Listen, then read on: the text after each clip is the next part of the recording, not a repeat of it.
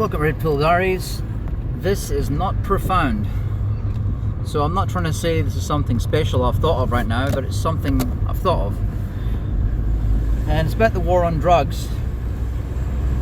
And how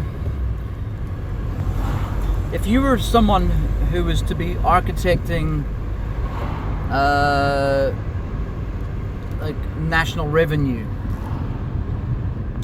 you might have actually made drugs illegal and created the war on drugs to actually bring in, well, net more revenue than what you would have made if you had just been taxing drug dealers. Like, so for example, today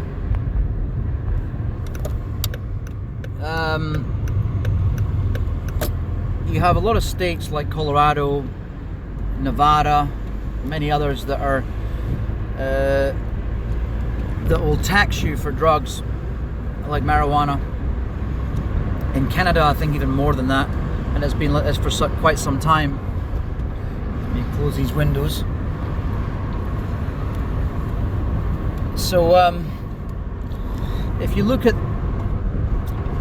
like, for example, after prohibition was installed in the US, what happened is it gave rise to the mafia organizations, and those organizations occasionally would get busted, as they do today.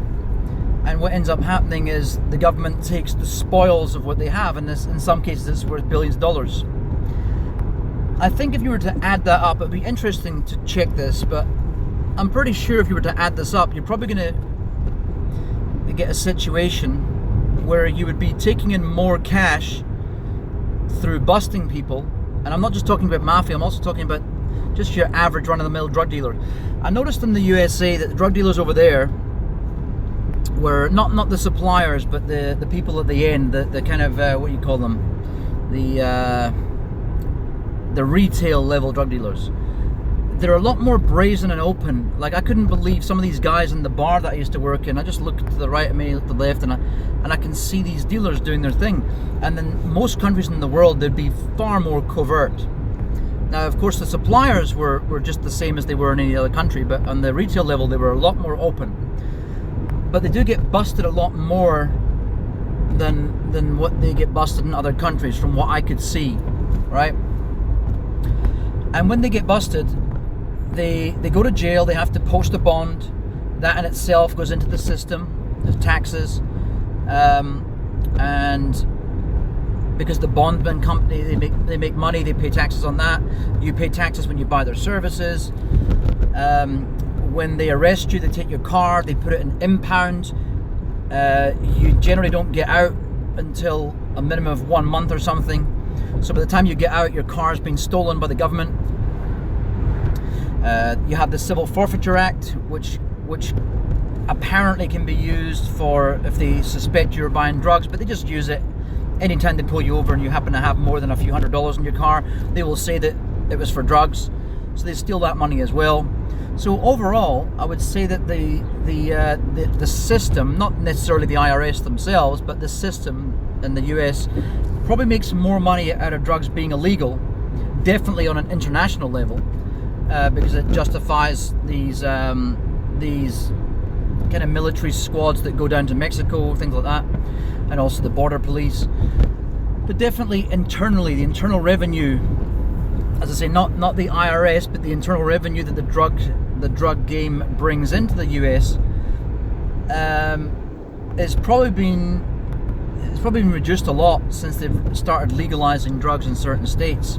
I just wanted to point out something in case you hadn't thought of it before. I hadn't really thought of it in this level before. That's the reason why I'm mentioning it in this video. But it would seem to me that the reason why drugs were such a, it was such a, what's the word? I can't think of it now. It was such a high priority for the police enforcement, the FDA, not the FDA, sorry, the Drug Enforcement Agency, the DEA. And I think the reason why it was architected that way because it was more money coming in. And not just that, you know, when you put someone in jail in the USA, it would probably cost you between $60,000 to $70,000 a year to keep them imprisoned. That goes to a private corporation. Those private corporations lobby the government. So that money, again, comes back into the politicians' pockets. It goes back into the government's pockets. And overall, you end up with a system where the people are less free, of course, but they're making more money. And the argument that I used to give years ago for legalization of drugs was the government could actually make money on something they were otherwise not making money from. And I just realized that's actually not the case. They were probably making a lot more money. That's all I wanted to mention in this video, really, was the farce of the drug war, and how it wasn't by accident. It was actually probably most likely to create more revenue. In this world, everything is done by bean counters. When you have money that gets spent, or money that should be spent and doesn't get spent, the reason it doesn't get spent or does get spent is because of accountants. They're always looking at the bottom dollar. So all you have to do is follow the money, and it tells you the true story of the situation. And given the fact that what I've just said right now would suggest that more money is being made internally and externally from domestic and international perspective, you can pretty much guarantee that would have been on purpose. So when it comes to the question of whether you're going to get to the stage where 50% of American states are going to have legalized marijuana, and then maybe even towards 80% and above, I would say unlikely. I would say the federal government will fight that tooth and nail, and they already have been. And this probably explains why. I'm going to leave it at that. This will be one of my shortest videos ever. Yeah, see you later.